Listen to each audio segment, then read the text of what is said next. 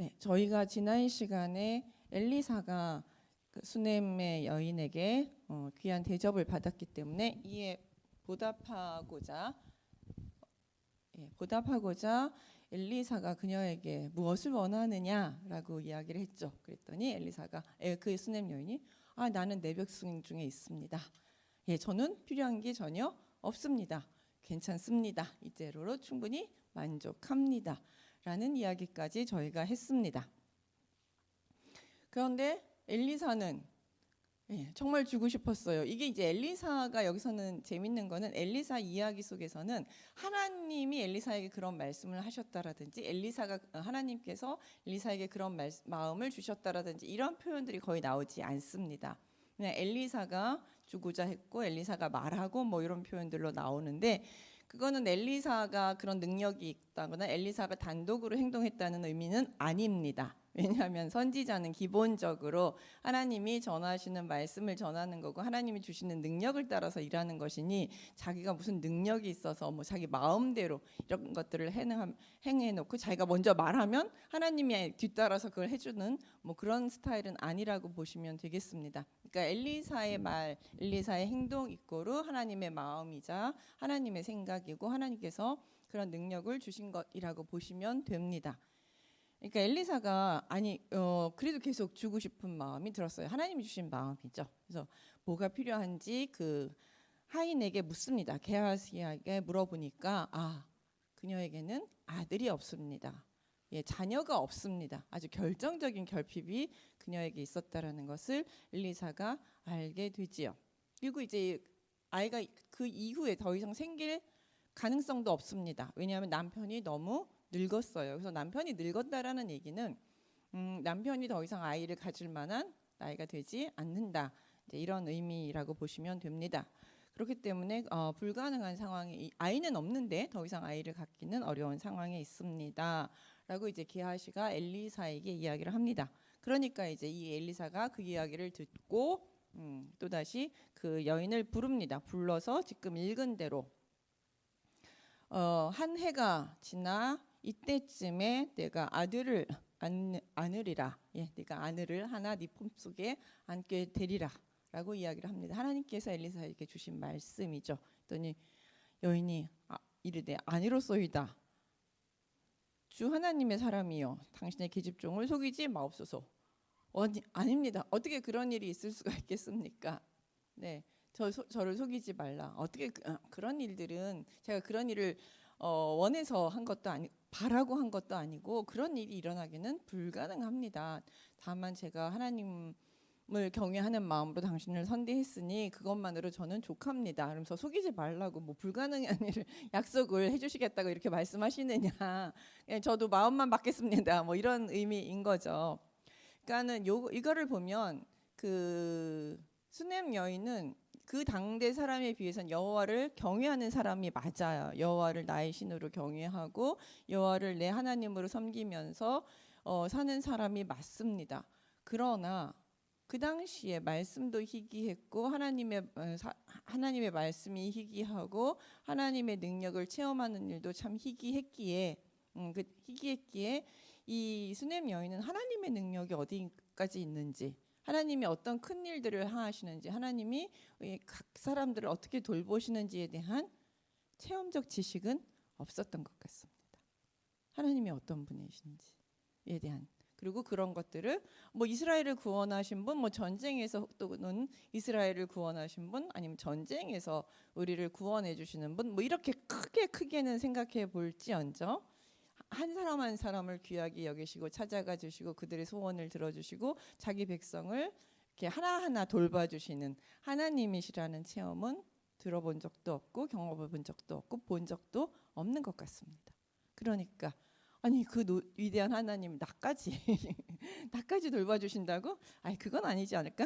그럴 리는 없다. 이렇게 생각을 한 거죠. 그러니까는 참 이것도 귀해요. 그러니까 지식만 가지고 그리고 제가 아는 것만 가지고라도 그런 귀한 신앙을 가지고 있었지만 그녀의 신앙은 체험적 신앙은 아니었던 거죠.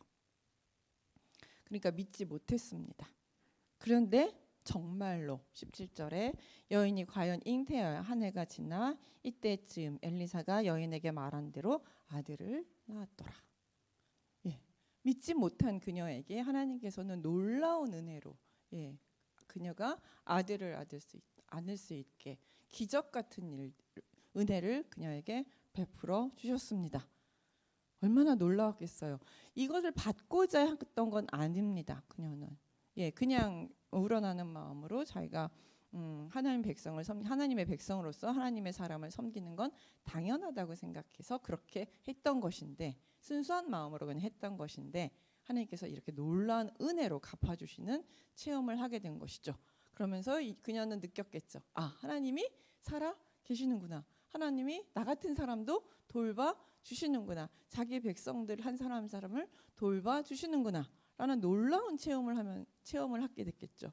그러니까 이건 순수한 마음 속에서 응답하신 이 그녀 마음으로 그녀에게 주실 수 있는 최고를 주셨어요. 마치 솔로몬이 순수한 마음으로 하나님께 의뢰 1000번 1000번제를 드리고 기도했을 때 하나님이 그에게 지혜뿐만 아니라 부와 장수까지도 허락하신 것처럼, 하나님은 그런 순수한 기도, 순수한 마음, 순수한 헌신에 대해서 참 기뻐하시면서 아주 큰 것을 우리에게 베풀어 주시기도 합니다. 그래서 이런 큰 은혜를 받았어요. 그래서 이제 이야기가 여기서 해피엔딩으로 끝나야 되는데, 오늘 이야기는 여기서 시작이 됩니다. 그 하녀가 아이를 하나 품에 안았어요. 여기서부터 이제 이야기가 행복한 이야기가 오래 가지 못합니다. 18절에 보면 그 아이가 자라매 하루는 투수꾼들에게 나아가서 그의 아버지에게 이르렀더니 그의 아버지에게 이르되 내 머리야 내 머리야 하는지라. 그러니까 아이가 한 7살에서 10살 정도 됐을 것 같아요.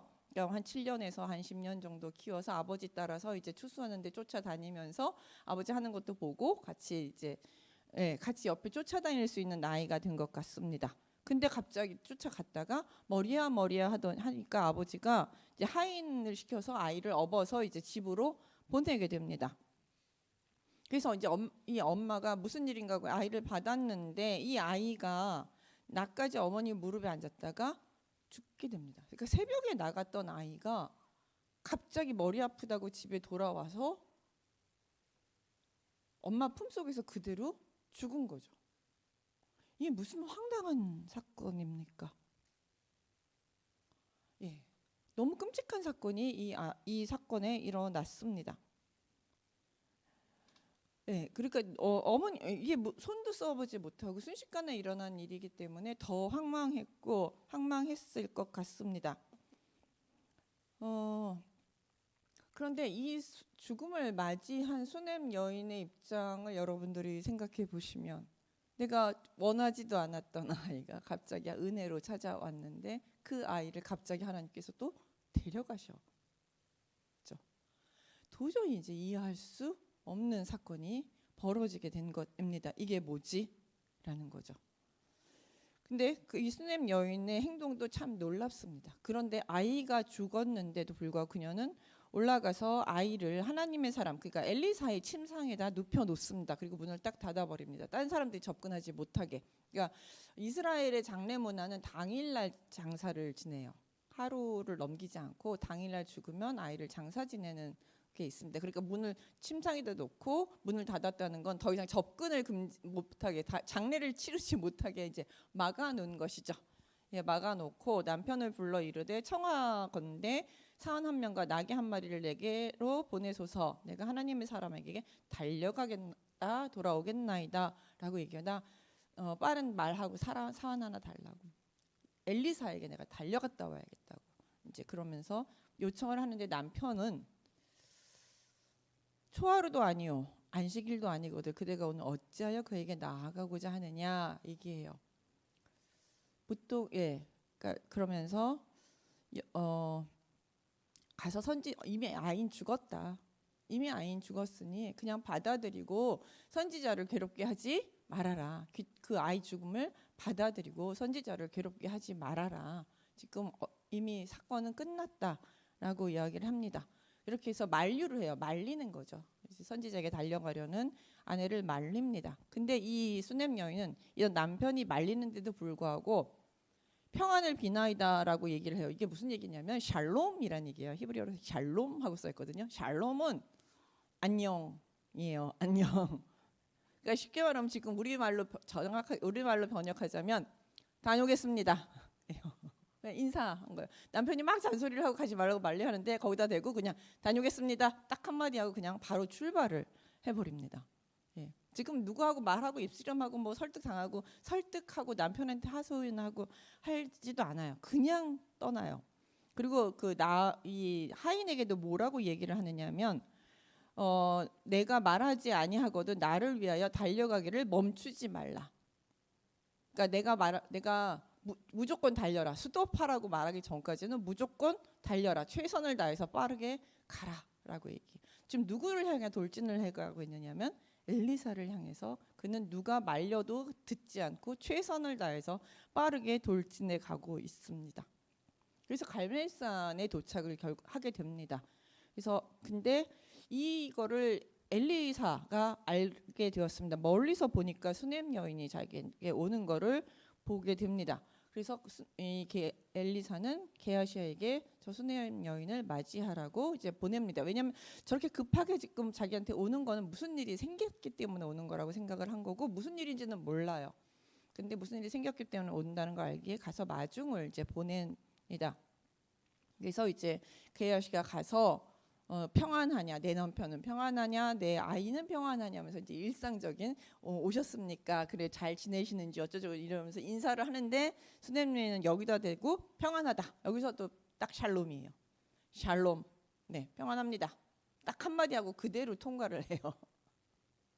멈추지 않습니다. 네, 지금 그럴 겨를이 없어요. 평안하다. 딱 한마디 하고 그냥 아무 소리 않고 그냥 계속 달려서 어디까지 가느냐면 엘리사 앞까지 갑니다.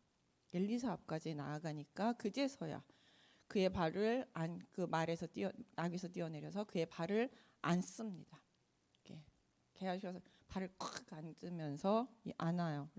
그러니까 게하시가 와서 그를 물리치고자 하매 하나님의 사람이 이르되 가만히 두라. 그의 영혼이 괴로워하지만은 여호와께서 내게 숨기시기로 일어서서 무슨 일인지 나한테 말씀은 안 하셨는데 지금 뭔가 일이 터져서 나한테 온 것 같다. 무슨 심각한 일이 있는 것 같으니까 가만히 두라고 얘기를 합니다. 이 수넴 여인은 아들이 죽자마자 무조건 자신에게 아들을 주었던 약속을 했던 엘리사에게 달려옵니다. 지금 이 수넴 여자에게 엘리사는 하나님의 대신이에요. 하나님을 상징하는 인물입니다. 하나님을 대신하는 인물입니다. 그러니까 무슨 일이 생기자마자 좌우 볼 것 없이 이 수넴 여자는 무조건 하나님께로 달려왔던 것이죠. 좌우도 보지 않고 사람도 보지 않고 어떤 말도 듣지 않고 무조건 달려온 것입니다. 그리고 나서야 드디어 엘리사를 만난 다음에야 그녀는 처음으로 자신의 속내 이야기를 합니다. 내가 내 주께 아들을 구하였나이까. 나를 속이지 말라고 내가 말하지 아니었나이까. 내가 언제 아들 달라고 얘기했냐. 아들을 줬으면 아들이 멀쩡히 잘 살아서 행복하게 살아야 되는데 이게 뭡니까 도대체. 내 아이는 왜 죽었습니까? 이게 무슨 뜻입니까? 누구 줬다 뺏고 놀리는 것입니까? 나보러 어떻게 살라고 그러십니까? 이게 뭡니까? 이게 진짜 하나님의 은혜입니까? 사실 우리들에게도 이런 경험들이 참 가끔 있어요. 은혜인 줄 알고 받아서 너무 행복했는데 갑자기 그것이 사라지는 경험들이 누구나에게 있습니다. 그러면서 이제 막 너무 원망스럽죠. 우리도 똑같이 이렇게 얘기를 해요. 수넴 여인처럼 꾹꾹 참았다가 구한 적도 없는 아이를 이렇게 나한테 보내놓고 이게 뭐냐고 구구절절 이야기를 하는 것이죠. 그러면서 뭐예요? 책임지라 이렇게 얘기하는 건 뭐예요? 당신이 주셨으니 당신이 책임지소서. 하나님이 주셨으니 이 문제는 하나님 당신께서 책임을 지십시오. 아이를 살려주시든지 아니면 내가 나한테 합당한 답을 주시든지 하나님 해결해 주십시오 라고 하면서 이 수넴 여자는 그대로 하나님 엘리사에게로, 즉 하나님께로 달려오게 됩니다. 이런 수넴 여자의 모습을 보면서 다 그렇지 않나? 우리가 하나님 앞에 다 이렇게 오지 않나라고 생각하지만 꼭 그렇지는 않은 것 같아요. 우리가 이제 요 사건하고 아주 비슷한 사건을 본 적이 있습니다.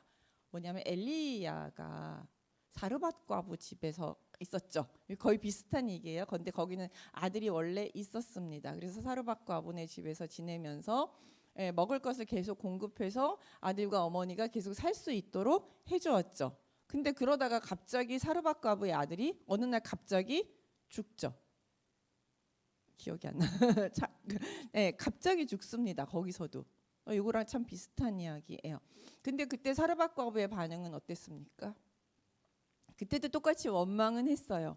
원망은 했는데 뭐라고 얘기하느냐면 그때는 엘리야에게 매달리거나 이렇게 하자보다는 당신이 여기를 왜 와서 나의 죄를 기억나게 해서 내 죄 때문에 내 아이가 죽었습니다. 네, 당신이 온 것 때문에 내 죄 때문에 와서 신이 나의 죄를 발견했고 그래서 그 죄 때문에 내 아이가 죽었습니다. 당신만 오지 않았더라면 나의 죄가 발견되지 않고 그럼 내 아이도 죽지 않았을 텐데. 아니 사실 이래나 저러나 그때도 그거 하나 먹으면 죽는다고 했잖아요. 그거 하나 먹고 우리는 이제 먹을 게 없어서 떡 하나 구워 먹고 우리는 죽을 것입니다. 이제 이렇게 얘기를 했는데 그건 싹 잊어먹고 당신이 맞기 때문에 아이가 내 죄 때문에 죽었습니다 하면서 누구한테 그 책임이 있다고 생각해요? 나에게. 나의 죄를 돌보고 나를 계속 후벼 파는 거죠. 내가 내 죄 때문에 아이가 죽었구나. 하나님한테 물어보거나 의지할 생각을 못해요.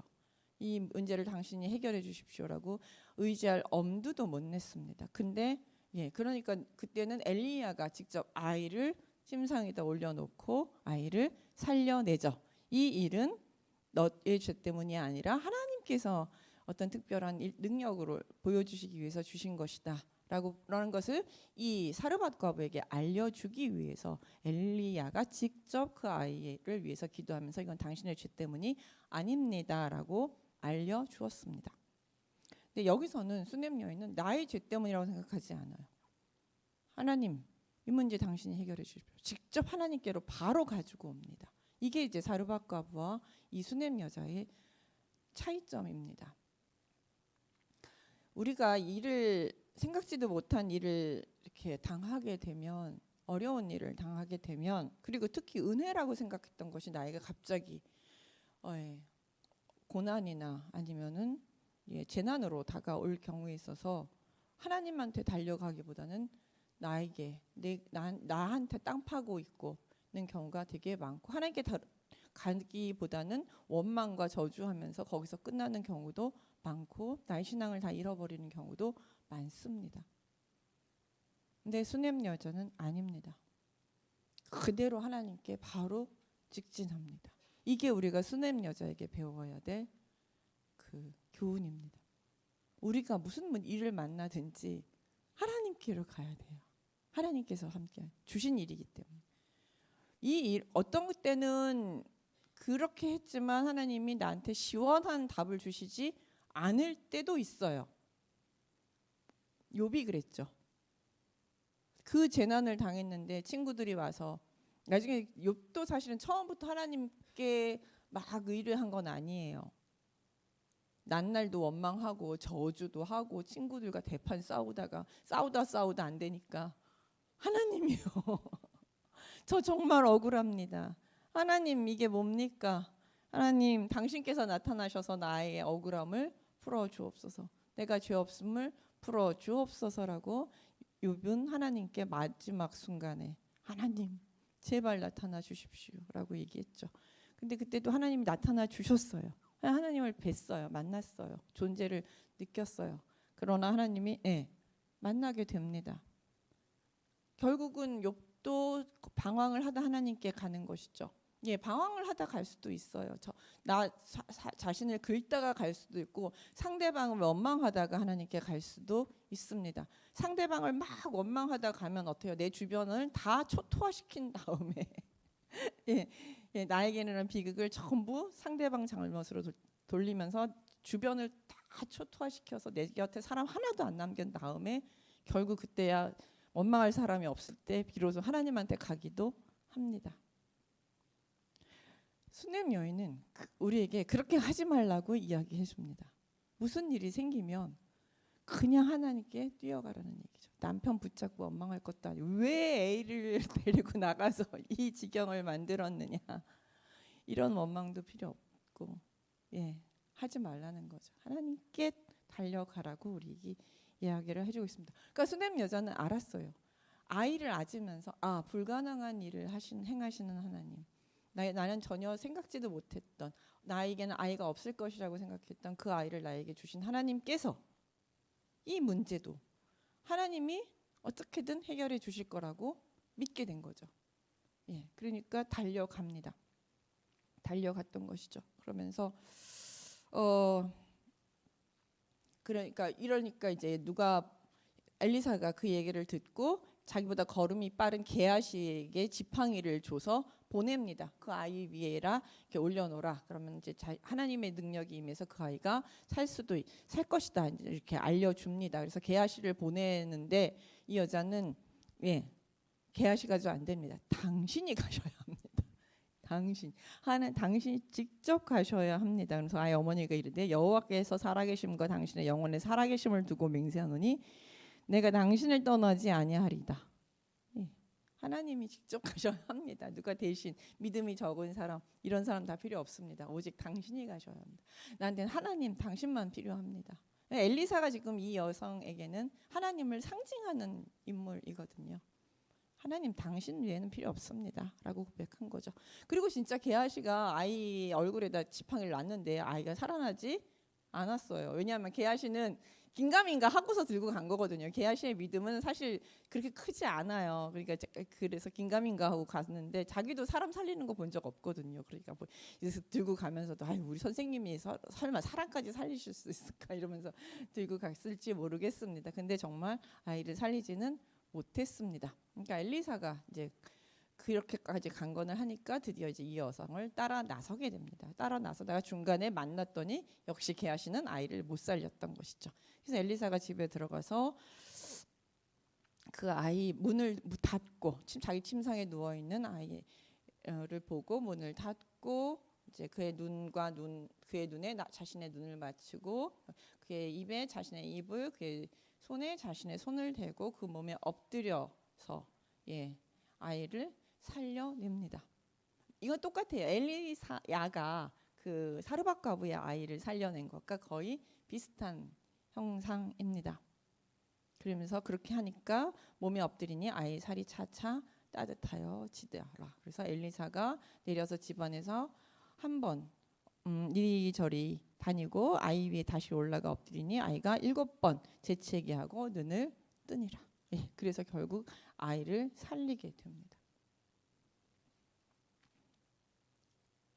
이 일을 그리고 들어가서 왜 이런 일이 벌어졌을까요? 이 하나님께서 왜 이런 일을 벌이셨을까요? 근데 우리는 이제 그런 생각을 하게 됩니다. 그래서 엘리사가 아이를 살린 거를 보면서 우리는 한 가지 생각을 합니다. 엘리사 관점에서 보면 엘리사가 엘리야만큼 대단한 능력을 가졌구나. 엘리야가 사람을 살리더니 엘리사도 사람을 살리는 능력을 갖고 있구나. 엘리사는 정말 엘리사의 후계자구나. 뭐 이렇게 이 관점에서도 우리는 볼 수 있습니다. 그러나 또 하나의 관점에서, 수넴 여자의 관점에서 보면 도대체 왜 하나님은 이런 일을 벌이셨을까? 나에게 은혜를 주신 것들을 왜 빼셨다가 다시 주실까? 이렇게 뻔히 주실 거면서 왜 나한테 뺏어가셨을까? 왜 그런 고난은 주셨을까? 왜 그런 어려움들은 주셨을까? 라는 생각을 하게 되는 것이죠.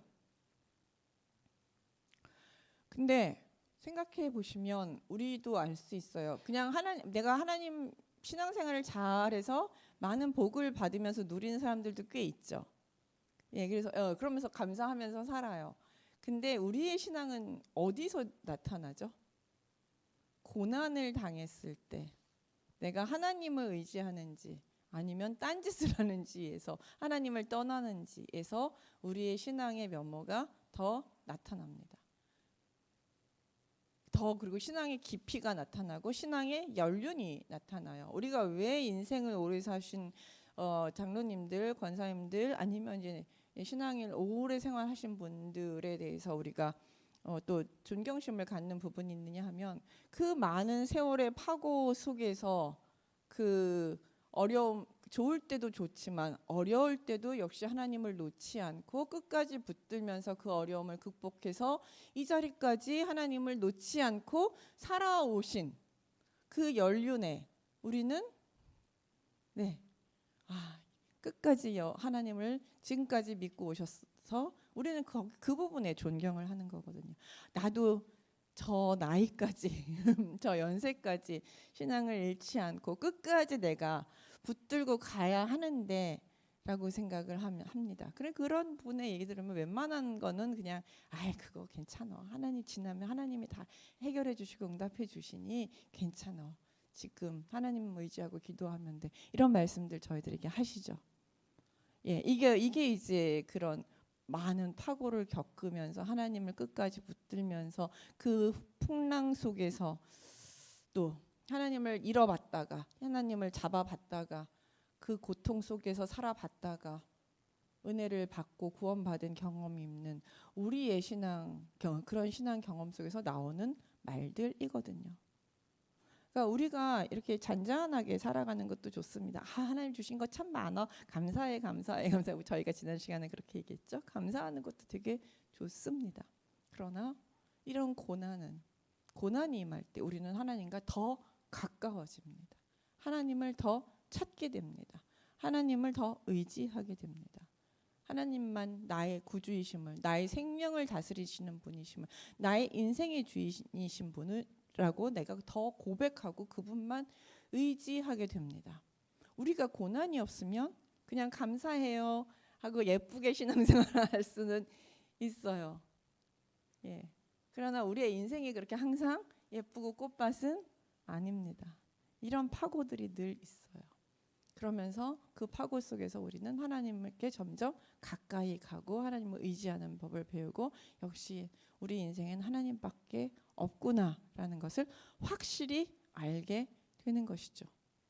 수냄 여자는 이 고난을 통해서 하나님을 경외하면 복을 받는다는 교훈뿐만 아니라 고통이 있더라도 하나님께 의지하면 하나님께서 그 고통 속에서도 은혜를 주시는구나 라는 것을 알 수 있었고 또한 생명의 주인이 정말 확실하게 하나님이시구나. 하나님은 죽은 자도 살리시는 분이구나 라는 것을 그 당대의 사람들이 경험하지 못한 그 놀라운 경험을 이 수냄 여자는 하게 된 것이죠. 그러니까 이 여자는 일평생 하나님을 떠날까요? 떠나지 않습니다. 하나님도 이 여자를 떠나지 않지만 이 여자도 일평생 하나님을 떠나지 않게 됩니다. 여기뿐만 아니라 이 뒤로 가면 수냄 여자에 대한 보호는 계속됩니다. 하나님의 보호는 계속되고 있습니다. 그처럼 우리에게 닥쳐진 여러 가지 어려움들 한 해 동안 지금 내가 감당하기 어려운 고난들 그리고 한 해 동안 나한테 주어졌던 고난들을 다시 되돌아보면 그 고난들을 통해서 내가 하나님께 더 가까이 가는 계기들이 되었을 것입니다. 분명히 여기 앉아 계신다면 여러분들은 하나님은 날 미워해하고 도망가지 않고 하나님이 계시냐 이러면서 회의하지도 않고 여기에 하나님이 역시 나를 도와주시고 함께 하시는구나라는 걸 깨닫고 이 자리에 와 계신 것이죠. 그게 참 감사한 일입니다. 고난이 감사한 건 그 고난을 통해서 내가 하나님과 더 가까워질 수 있었다라는 것이 은혜이고 감사이죠. 근데 그렇게 말하기 쉽지는 않습니다. 당하는 입장에서는 쉽지 않고 원망도 하고 불평도 하고 토로도 합니다. 근데 그걸 누구 앞에서 해야 하는 거예요? 수냄 여자처럼 하나님 앞에서 하십시오. 괜찮습니다. 하십시오. 계속 하십시오. 울기도 하고 원망도 하고 분도 내고 하십시오. 해도 됩니다. 그러나 그 모든 거 하나님 왜냐? 그 모든 걸 받아주실 만큼 하나님은 넉넉하시고 우리를 사랑하시고 그 모든 원망과 분노를 다 할 줄 알고 계시고 알고 계셔요. 예, 내가 꼭꼭 숨긴다고 모르시는 분이 아니십니다. 그러니까 예, 아셔요. 그러니까 그렇게 하셔도 됩니다. 그렇게 하시고 나서 주시는 은혜를, 그 후에 오는 은혜를 여러분들이 누리시면서 사셨으면 좋겠고, 그렇게 받은 은혜가 무엇인지 또다시 기억하면서 하나님과 내년 올해도 동행한 하나님과 동행했고 내년에도 하나님과 잘 동행해야겠다라고 생각하는 결심하는 시간이 되었으면 좋겠습니다. 기도하겠습니다.